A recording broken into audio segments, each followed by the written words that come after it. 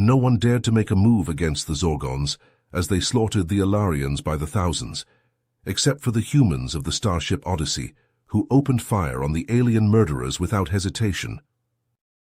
Captain James Cooper received the distress signal from this remote Andromeda planet only hours before. His ship arrived to find the advanced alien city in flames, as merciless Zorgons exterminated the peaceful Ilarians to the last child. The crew watched the horrific genocide through the forward viewports in stunned silence. Many wept openly as Ilarian mothers clutched wailing infants seconds before Zorgon plasma beams tore them to pieces. Ensign Hayes dared to say what many were thinking. "Captain, the Prime Directive prohibits us from interfering." But Cooper had made his decision. He would not allow this evil to continue. Directive be damned. He nodded to the weapons officer. "All batteries, open fire. Drive those murdering bastards back to hell." Within minutes, the Odyssey's superior weaponry sent the Zorgons fleeing. Cheers erupted on the bridge as crew embraced each other, tears in their eyes. They had acted with honor and courage to save countless lives. But their actions would have grave consequences that none yet realized. In the depths of Zorgon space, a war fleet was assembling, and it had a new target: Earth. Captain Cooper shifted uncomfortably in his seat as the Federation Council argued back and forth. The grand marbled chamber echoed with shouts from species of all colors and sizes. News of the Odyssey's intervention had spread quickly, and opinions were split down the middle. "The Prime Directive is clear. Captain Cooper's actions were a violation of our most sacred law," Admiral Victor Ivanov bellowed, his face red with anger. The hardline traditionalist was known for his strict adherence to the rules. He must be court-martialed for his insubordination. A slender, blue-skinned councilwoman stood up in response. "Captain Cooper is a hero. He saved countless lives and showed the galaxy that we will not stand idly by in the face of genocide." More voices joined the fray, some in support of Cooper, others condemning him. The debate raged on for hours with no clear resolution in sight. Suddenly, a holographic screen flickered to life at the center of the chamber. The face of a Zorgon commander appeared, his sharp teeth bared in a snarl. "People of Earth," he growled, "you have interfered in the affairs of the Zorgon Empire. For this you will pay with your lives. We declare war on your pitiful federation. Prepare for extermination."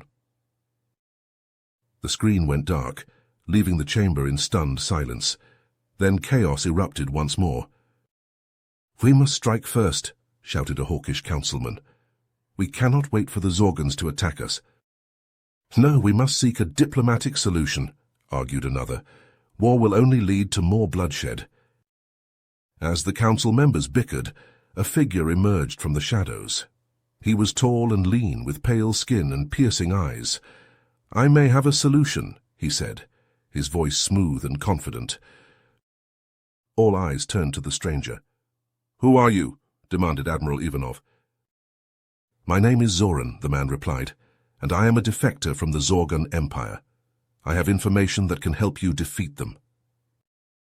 Murmurs rippled through the chamber. Could this be true, a Zorgon defector? "I know of a secret weapon that can counter the Zorgon's technology," Zoran continued, "but I will only share this information if you grant me asylum and protection." The council members looked at each other, unsure of what to do. Finally, Admiral Ivanov spoke up. "Very well, Zoran, we will hear what you have to say. But first, we must ensure your safety." He turned to Captain Cooper. "Captain, you are hereby tasked with escorting Zoran to a secure facility on Earth. You will protect him with your life." Cooper nodded, his jaw set with determination. He knew that this mission was crucial to the survival of the Federation. As they boarded a shuttle to leave the council chamber, Cooper couldn't shake the feeling that something was off about Zoran. The defector seemed too calm, too sure of himself, and there was a glint in his eye that made Cooper uneasy. But there was no time to dwell on his suspicions. The shuttle launched into space, heading towards Earth. Cooper knew that the fate of the galaxy rested on his shoulders. He just hoped that he was up to the task. The Zorgon fleet materialized in Earth's orbit without warning. One moment the sky was clear and peaceful. The next it was filled with the angular obsidian shapes of alien warships. They hung in the air like a swarm of locusts blotting out the sun. On the surface, panic erupted as the first plasma bolts rained down from above. Buildings crumbled, fires raged, and people ran screaming through the streets.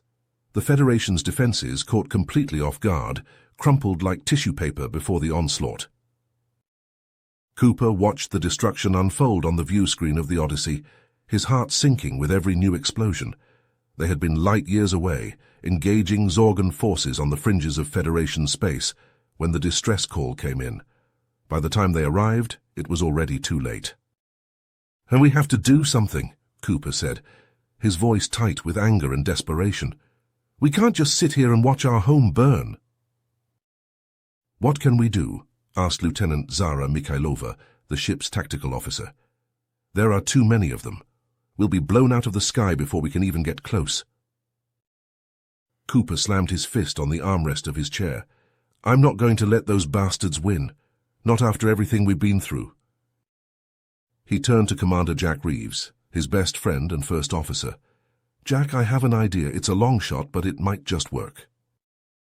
Reeves leaned in, his brow furrowed. "I'm listening." "We need to take out their flagship," Cooper said. "Cut off the head of the snake.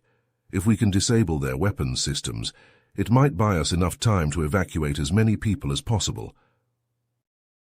Reeves nodded slowly. "It's risky, but it's better than doing nothing. What's the plan?" Cooper brought up a schematic of the Zorgon flagship on the view screen. "We'll take a small team in a cloaked shuttle, infiltrate through here, in the aft section, make our way to the weapons control room and plant charges, then get the hell out before they blow." "I'm in," Reeves said without hesitation. "Let's do this." They assembled a team of their best fighters and set off in the shuttle, cloaked against detection. Cooper's heart raced as they approached the flagship, its massive hull looming before them like a mountain of metal. They managed to slip aboard undetected, creeping through the dimly lit corridors with weapons drawn. Cooper led the way, his senses on high alert for any sign of the enemy. They were just rounding a corner when all hell broke loose. A group of Zorgon soldiers appeared from a side passage, their plasma rifles already firing. Cooper and his team dove for cover, returning fire as best they could. In the chaos of the firefight, Cooper saw Reeves go down, a searing hole burned through his chest. He screamed his friend's name, but there was no response. Reeves was gone. Rage and grief surged through Cooper like a tidal wave. He pushed forward, heedless of the danger, firing his weapon with reckless abandon.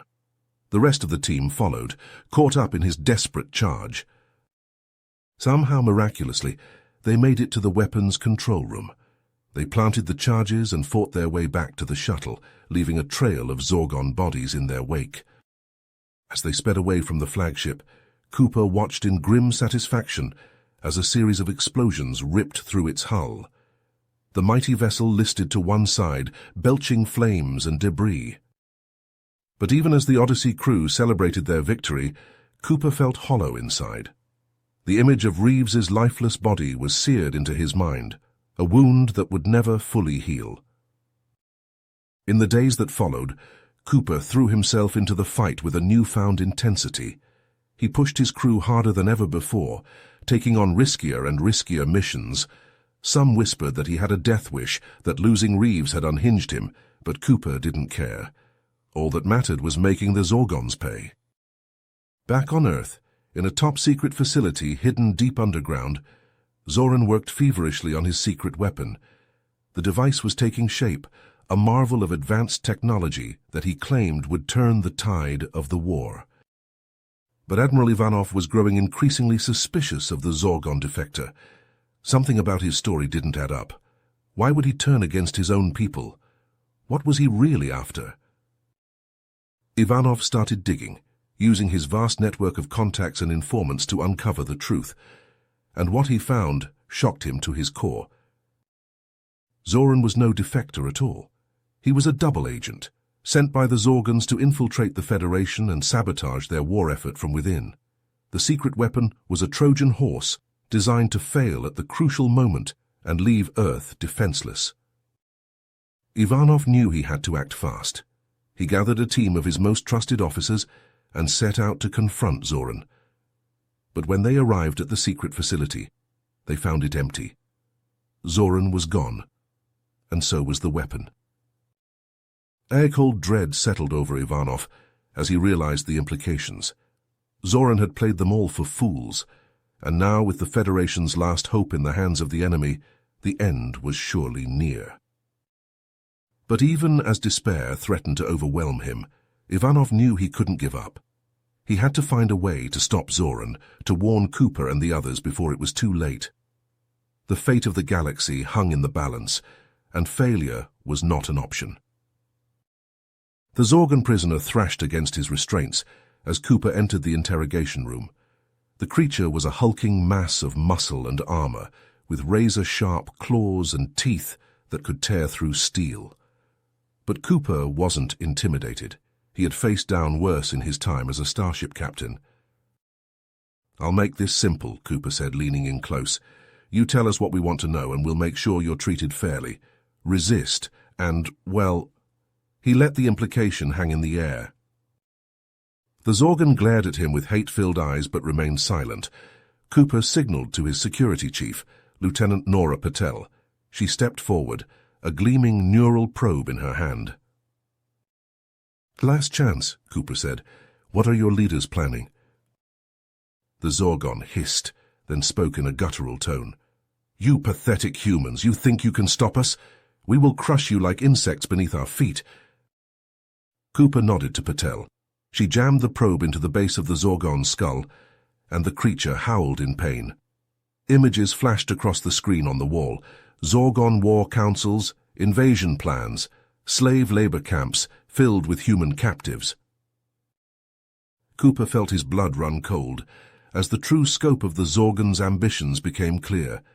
They didn't just want to conquer Earth. They wanted to enslave all of humanity, to use them as a disposable workforce for their empire. "We have to stop this," Cooper said, his voice hard as steel. "No matter what it takes, we cannot let the Zorgons win." He stalked out of the room, his mind racing with possibilities. They needed a new strategy, a way to hit the Zorgons where it hurt, and he thought he might just know how. In the secret facility on Earth, Admiral Ivanov confronted Zoran in his laboratory.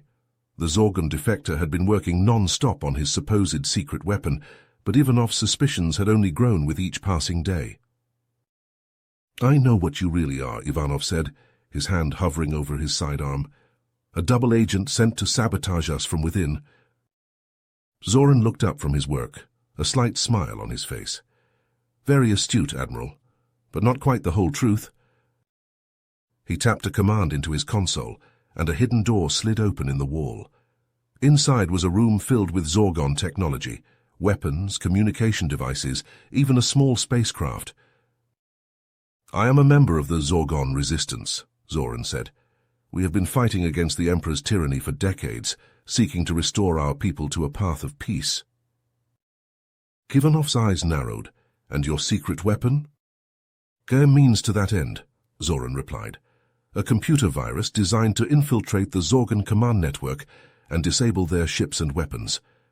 With one strike, we could cripple their entire war machine." Ivanov considered this for a long moment. It was a risky gambit, trusting a Zorgan rebel. But what choice did they have? The Federation was losing this war, and they needed a miracle.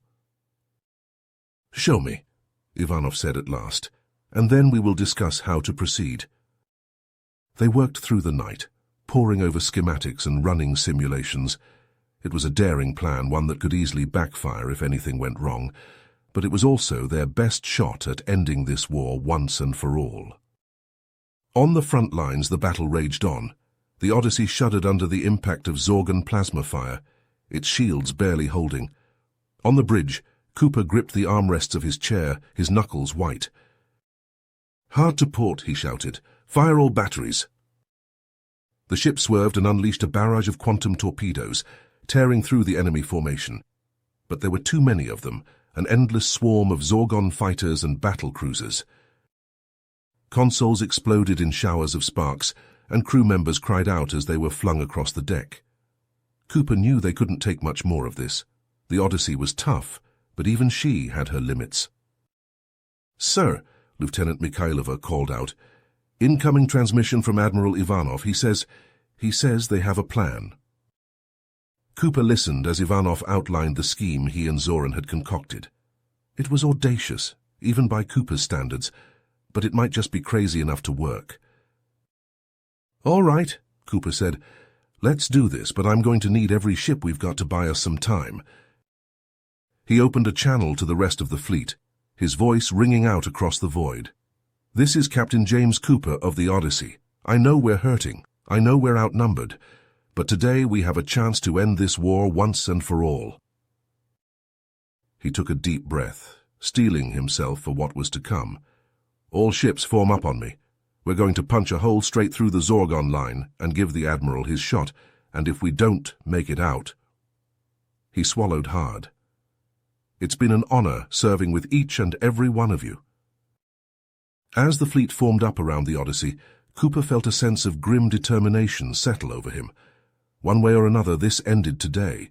Even if it meant sacrificing himself and his ship, he would make sure that humanity survived. That was his duty, as a Starfleet captain and as a man. "All right, people," he said. "Let's give 'em hell."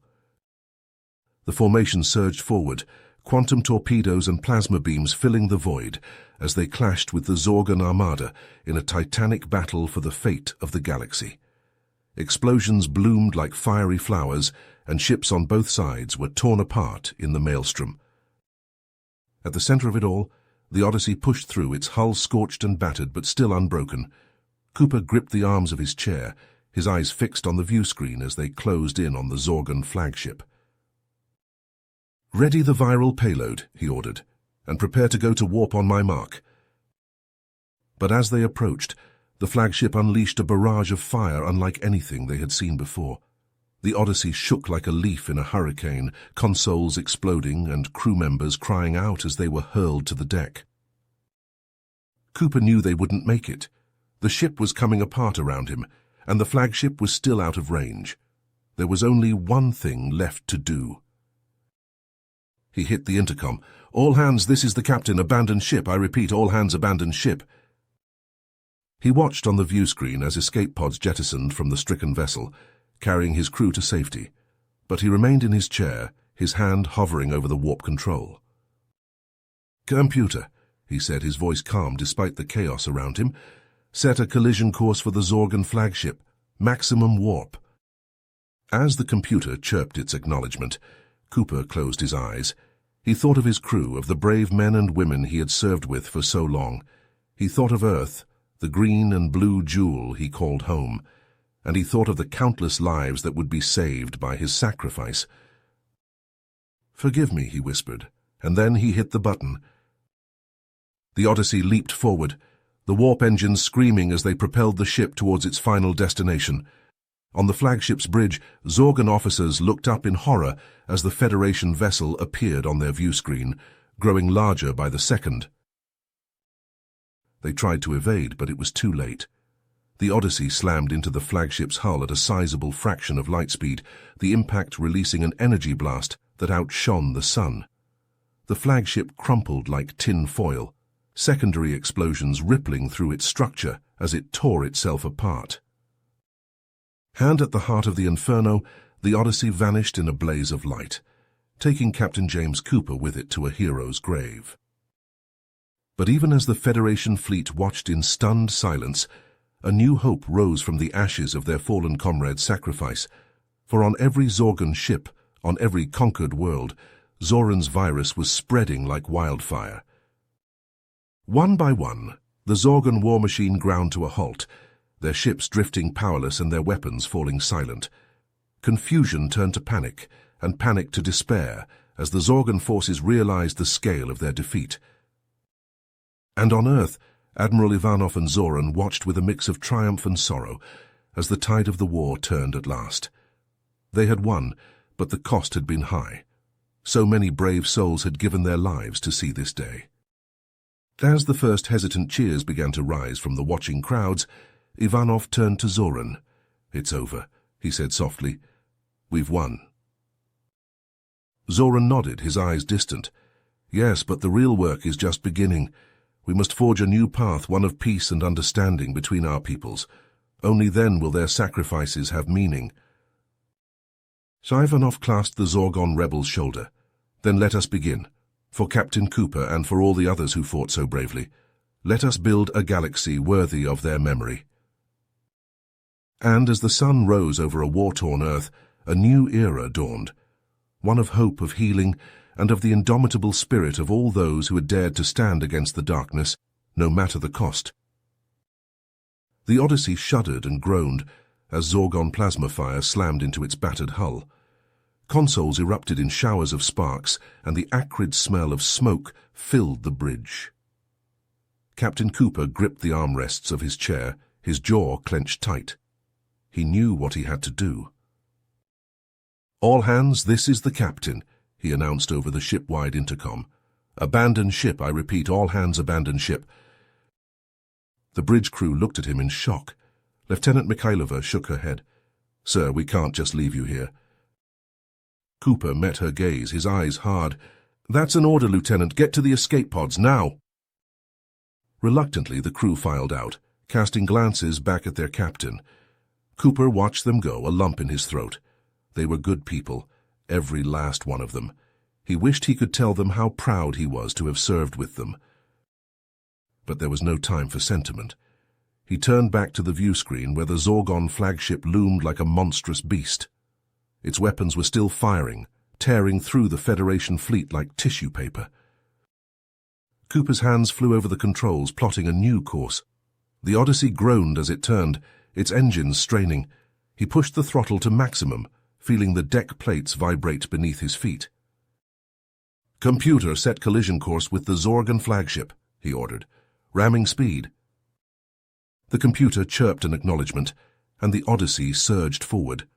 Cooper watched as the distance between his ship and the flagship rapidly closed. He thought of Earth, of the countless lives that hung in the balance, and he thought of his crew, the brave men and women who had fought beside him for so long. "I'm sorry," he whispered. "I'm so sorry." The flagship filled the view screen, its hull bristling with weapons. Cooper closed his eyes, bracing for impact. The Odyssey slammed into the Zorgon ship like a battering ram, its reinforced prow crumpling the enemy's hull like tin foil. Explosions rippled along the flagship's length as the Odyssey tore through deck after deck, its warp core finally detonating in a blinding flash of light. The flagship erupted in a massive fireball, secondary explosions chaining through its superstructure. Cooper felt a moment of fierce triumph even as the fires consumed him. On the Federation ships, crews watched in stunned silence as the Zorgon flagship broke apart, spilling debris and bodies into the void. Then a cheer went up as they realized what had happened. The Zorgons were in disarray, their command ship destroyed. Admiral Nechayev, aboard the USS Titan, saw the opportunity they had been waiting for. "All ships, press the attack," she ordered. "Fire at will." The Federation fleet surged forward, quantum torpedoes and phaser beams lancing out to slash through the Zorgon formation. Without their flagship to coordinate, the enemy ships fell into confusion, easy prey for the vengeful Federation forces. On Earth, Admiral Ivanov watched the battle unfolding on the main view screen in Starfleet Command. His heart swelled with pride at the bravery and sacrifice of the fleet, even as he mourned the loss of Captain Cooper and so many others. Beside him, Zoran tapped away at a console, his face a mask of concentration. "It's time," the Zorgon rebel said. "The virus is ready." Ivanov nodded, steeling himself. This was the moment they had planned for, the culmination of all their desperate schemes and gambles. "Do it," he ordered. Zoran's fingers flew over the controls, and the virus leapt out across the subspace bands, infiltrating the Zorgon ships and installations. One by one, the enemy vessels began to go dark, their systems crashing as the malicious code took hold. On the Zorgon homeworld, the Emperor watched in disbelief as his grand war machine ground to a halt.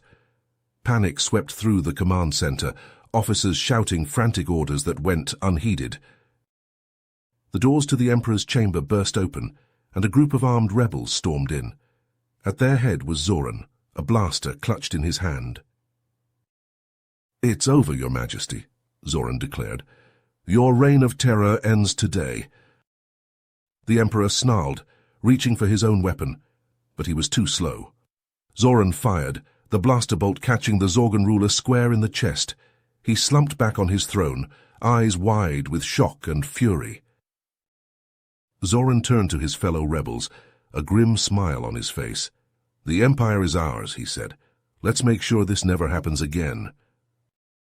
In the days that followed, a ceasefire was declared between the Federation and the newly reformed Zorgan government. The war was over, but the cost had been high. Countless lives had been lost on both sides, and the scars would take years to heal. But even as they mourned, the people of the Federation looked to the future with hope. They had faced the darkness and emerged stronger, united by the courage and sacrifice of heroes like Captain James Cooper. And on a distant world, the Ilarians wept tears of joy as they learned of their salvation. The humans had not forgotten them, even in their darkest hour. The bonds of friendship between their two peoples would endure, a shining beacon in a galaxy too often consumed by conflict and strife. The Federation began the long process of rebuilding, reaching out to forge new alliances and restore what had been lost. It would not be easy, but they would not face the challenges alone. For they had each other, and the knowledge that even in the face of overwhelming odds, the indomitable spirit of unity and compassion would always light the way. You have reached the end of the story. If you enjoyed this story and want to support me, please leave a like and subscribe to my channel. And for every comment that says, "I liked the story," I will heart every single one of them. Thank you for your time.